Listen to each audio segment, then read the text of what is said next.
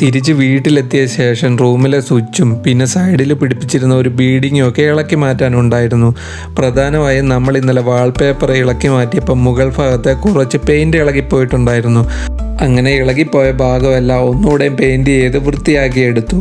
Wallpaper ഒട്ടിക്കുന്ന സമയമായപ്പോഴേക്കും നമ്മുടെ അപ്പച്ചന് ഹെൽപ്പിന് വന്നിട്ടുണ്ടായിരുന്നു. അതുകൊണ്ട് കാര്യങ്ങളൊക്കെ കുറച്ച് വേഗത്തിലായി.